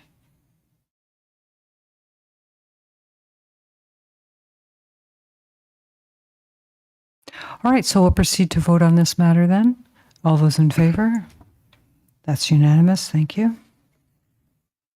We have one motion tonight, and it's mine, so I'll turn this over to you, please. Thank you, Mayor Hamlin. And I guess my first question, I'll turn to Clerk Thomas. Do we require waiving?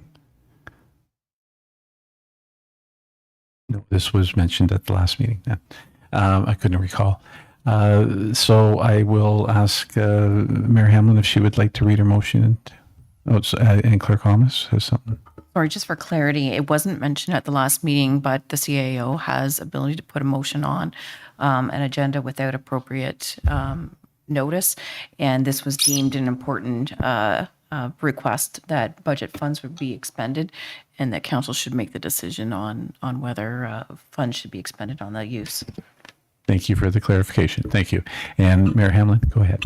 Thank you.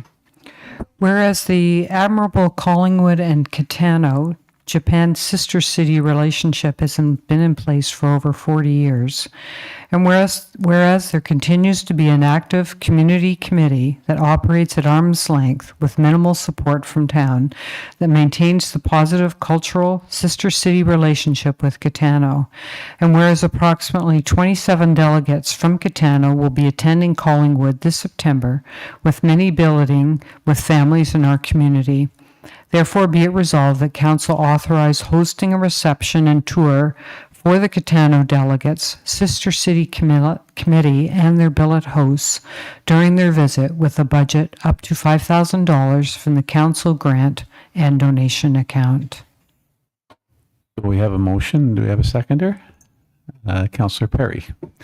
And I will ask Mayor Hamlin if she would like to speak to the motion first or last. Last, thank you. And I'll ask if anyone in the council members would like to speak to this. Councillor Doherty, go ahead.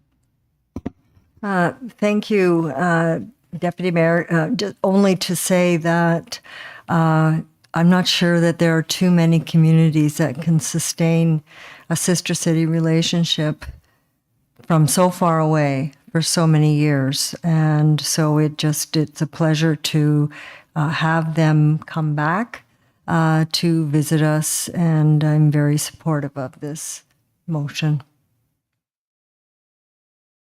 Anyone else like to speak? No? Mayor Hamlin, do you want to go ahead? Yeah, thank you.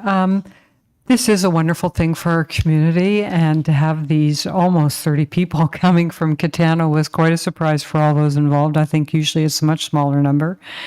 So the volunteer group, which is quite active, has some Japanese-speaking people on it, and also are aware of all the customs that we need to be following, are totally involved in all this and steering our ship. So I'm really looking forward to it. We're going to have, of course, welcoming reception with council being invited to that and different members in the community as well. So this is all part of that same initiative. Thank you. Thank you. Mike, I just add my total support for the motion and total support for the committee for the 4 decades that it's been operational, as Councillor Doherty pointed out. And I think it's the reason why we have related things, like we didn't have an opportunity to welcome the students that are here from Japan for the couple of weeks because they were arriving late on Saturday. But right now we have the 16 Japanese students visiting Collingwood, and we've had a long-term relation started, as I said, 4 decades ago. It's hard to imagine it's 4 decades ago, but it is. So I will ask then to call the matter to a vote, and all those in favor? And that's unanimous, and I will turn back to Marianne. Thank you. There's no further bylaws on our agenda, and there's no notices of motion of which I'm aware, unless there's something Deputy Mayor, you did mention one earlier. Thank you. Thank you. I'll just make official mention here that I will bring a motion forward for next week in regards to asking EPCOR to visit us, and part of the discussion will be possibly reestablishing the joint committee with them for future endeavors. So, thank you. Thank you. I'm also going to, as I mentioned earlier, bring a motion, one of our next meetings, to seek information from the Minister of Health as to the appropriateness of various municipalities offering large sums of money to attract family doctors in what's becoming a competitive situation. So, thank you. All right, so we have our consent agenda tonight, or this afternoon, and the motion's as follows. The council herein receive the general consent agenda, and further that the information and opinions provided in the general consent agenda items are those of the authors and are not verified or proved as being correct. There's 3 matters. 14.1, Verte Simcoe Pride, July 24 to August 6, 2023. There'll be a flag raising event Tuesday, July 23rd, 2023 at 3:30 p.m. 14.2, the Acadian flag raising event Tuesday, August 15, 2023. And lastly, for Prostate Awareness Month, September 1st to the 10th, the clock tower will be illuminated blue. Could I have a mover and a seconder, please? Councillor Ring, Councillor Doherty, thank you. Does anyone wish to speak to any of these? Yes, Deputy Mayor. Not to pull anything, but I'll just mention, I guess the date should have been July 25th there, because I'm going to be there to do the flag racing. So I was kind of looking at it going, oh, was I supposed to be there yesterday? But I think it's just that date's supposed to be 25th. Okay, let me just see if that's tomorrow. Yeah. Okay, that's great. So that's Tuesday, July 5th. Okay, with that change in mind, all those in favor? That's unanimous. Thank you. There's no old or deferred business, and there's one matter under other business. So this is the PMI Will Ghana Mission Report that Councillor Doherty, Executive Director PEG, and our Director of Legislative Services, Clerk Almas, wish to make a brief presentation on. Thank you. So at our last meeting of council, I was able to provide council with a very, very short update on the mission. And our team have collaborated on a little bit more detailed of a report for you tonight. The PMI Will Project, Partnership for Municipal Innovation, Women in Local Leadership, is to enhance the enjoyment of rights and women in 5 countries in Southeast Asia and Africa. Generally, the objective is to have women participating in local politics and being recognized in the governance process as these municipalities move forward. So we'll turn it over to Executive Director Peg, and we'll proceed, I guess, to our first slide. Thank you. Thank you, Councillor Doherty.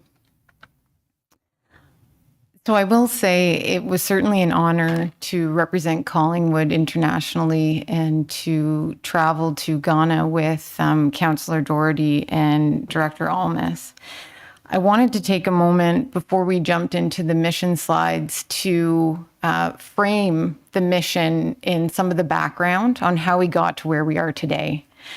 So the town applied to the Federation of Canadian Municipalities Partnership for Municipal Innovation for Women in Local Leadership in December of 2021. And that application process was initiated through Council's approval to proceed with participation in FCM initiatives that aligned with the town's community-based strategic plan. So through an analysis, the PMI Will program did.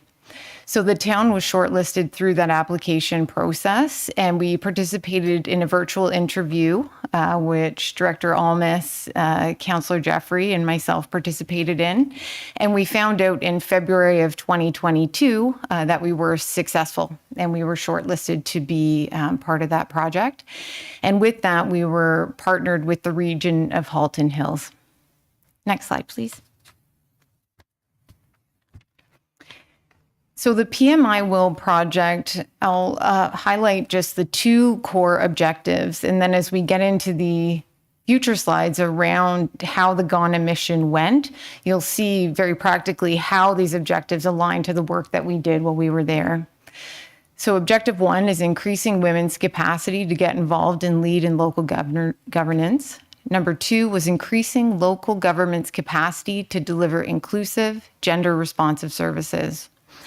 So PMI Will is implemented in partnership with FCM's member municipalities, provincially and territorial associations, as well as in collaboration with local government associations. And it's being implemented in 5 countries. And the program is funded by the federal government through Global Affairs Canada. So there is no financial implication to Collingwood other than staff time in participation. So PMI will support capacity development, outreach, awareness raising, and engagement activities in all 5 countries at global and regional levels. And over to Director Almas. Thank you. As previously noted by Executive Director Pegg, the PMI Will is funded by the federal government through Global Affairs Canada, and it's based on a partnership model. So we can go to the next slide. The Town of Collingwood's model works closely with FCM representatives that are based here in Canada, as well as FCM representatives that are based in Ghana.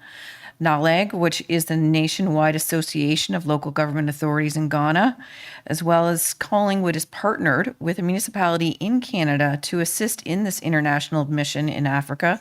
And FCM has paired Collingwood with a region of Halton Hills.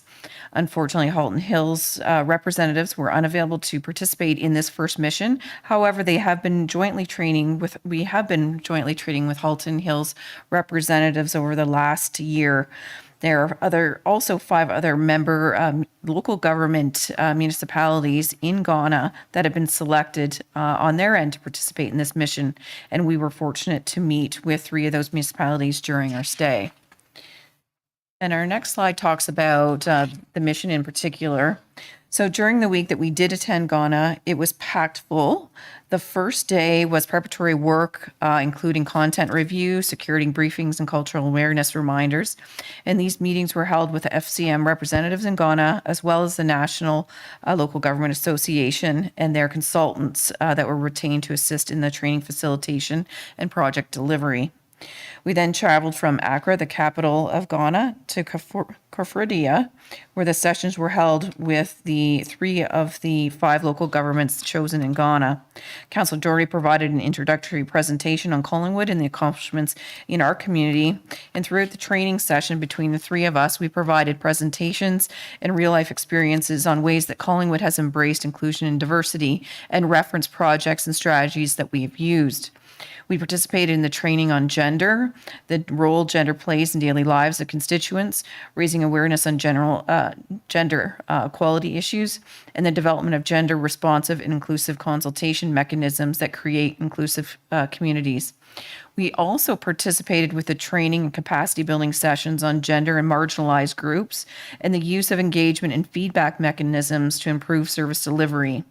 The formal sessions ended with the 3 of us individually working with one of the local governments to brainstorm a practical project in using the tools and strategies taught to conduct service analysis to ensure the effective gender responsive and inclusive service delivery for a specific project in their community. One in particular that I was working with the municipality, I was partnered in is obviously markets are quite an important component of the livelihoods of women in Africa, and they wanted to figure out ways to make women's life more enjoyable from a childcare perspective, and a facilities restroom as well. So that was very interesting. The end of each day, we held debriefs and shared learnings with the association reps and consultants. And then following the formal training sessions, we attended as a delegation to the municipality of New Jiaobang North and met with their mayor and department head representatives to share experiences and a tour of their facilities, which will be reviewed by Councillor Doherty on the next slides. We also attended our final day, the debrief with respect to security and overall mission logistics. So there was a lot of advocacy and information sharing, and I think for our growth as well in our inclusive and diverse project recognition on how some municipalities and how other countries are coming along, we still have to think about there's still people in our community that we have to ensure embrace this as well, even though we're quite advanced compared to Africa. Thank you. So we'll move to the next slide, please. And I'll thank Clerk Almas for those remarks, and in particular, the fact that we took away perhaps as much as what we brought. So it was just an amazing shared experience. The visit to New Jiaobang North was one of the highlights of the trip, the mission for sure. When we were hunkered down with our 3 municipalities for our training sessions, there was a sense, or at least I had the sense, I think it's shared by my colleagues, that there's great intention, but a very long row to hoe. But when we arrived in New Jiaobang, it was clear that they have already been very successful in delivering public services to gender and marginalized groups and creating economic initiatives for women. We were particularly privileged to meet the chair of the assembly, the Honorable Comfort Assantes, the longest standing woman politician in Ghana. She so reminded me of Hazel McCallion. It was just in every way. And she clearly is a role model for Ghanaian women. Even what was remarkable was that the staff, because we did have a tour of their municipal facilities, and the staff were overwhelmingly female, which is quite exceptional for the country right now. And you can see that accommodations for childcare are just, part of the daily program for these staff. So overall, a terrific experience. Can we move to the next slide, please? So this is just a reflection of some very good luck that we had, because it was not part of our itinerary. But I just mentioned that New Jiaobang North is providing grants to women to start small businesses. And the woman, she's kind of in the shadows a little bit, but you can see some pink on her sleeve. So she received a grant from the municipality to start a beading operation. In fact, there was many, I'm going to call them beaders, throughout this small market.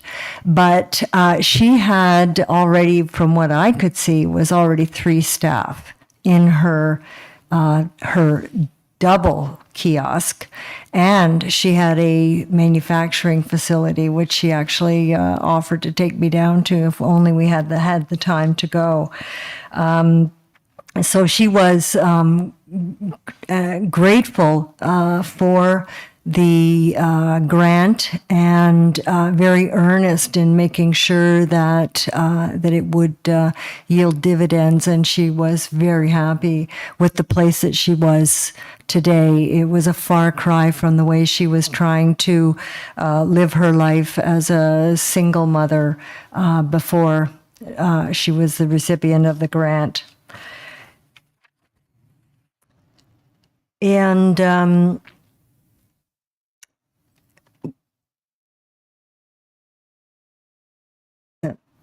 yeah, okay, so sorry, there was something else on my mind, and it will come back to me.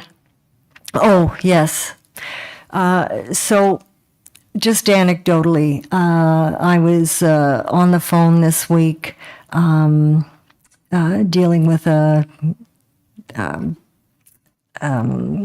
internet matter at home. So I was dealing, as it turned out, with a woman whose accent was very familiar to me. And so at the end of our work, I said to her, I have just recently returned from Ghana, and your accent is so familiar to me, and I'm just wondering if you are from Ghana. And she said, no, actually, she was from Nigeria, and she was living in Canada now. And we spoke a little bit longer. She was very happy to be in Canada. She felt that she had actually escaped a country with many, many challenges in terms of their economy, certainly in terms of gender participation in governance. And she did specifically mention the leadership that the Ghanaian government nationally was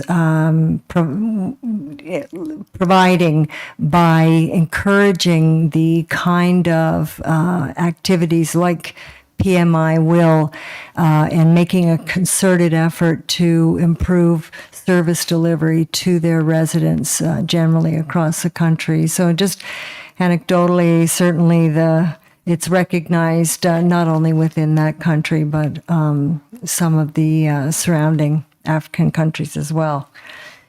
Just rolling on to the next slide then.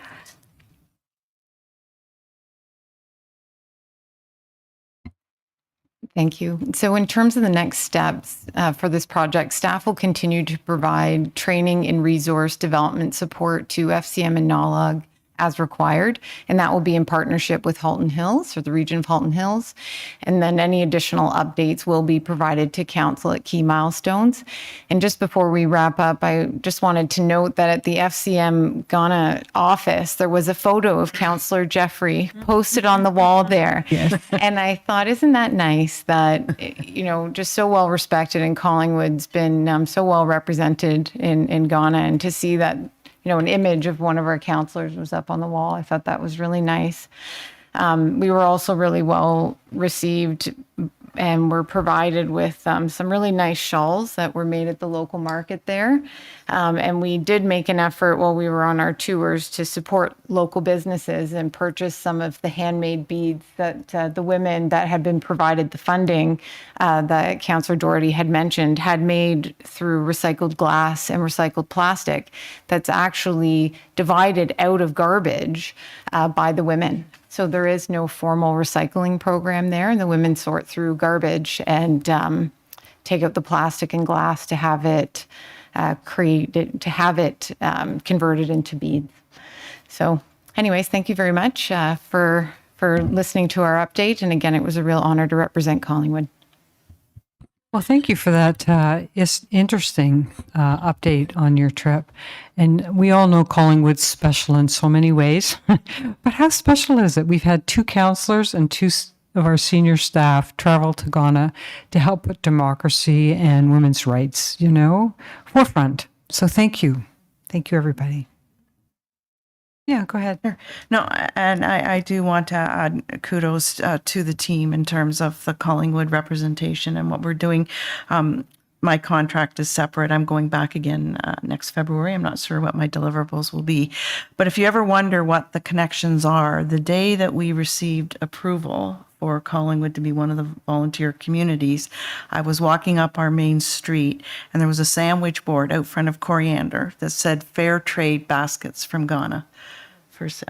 So if you don't think there's connections with us globally in business and what we're doing in Collingwood, you would be mistaken because we're very much connected. Okay, well, thank you so much. All right, time for the confirmatory bylaw. Oh, yeah, sorry. Yes, Sorry, Deputy I Mayor. had mentioned earlier, I was just going to add a quick note about other business. And the reason I wanted to do that is because in regards to the Welton contribution, tomorrow's meeting with the Affordable Housing Task Force would be the first opportunity for discussion about it. And that's a little different than other situations where we've brought things to committee of the whole and then through to council.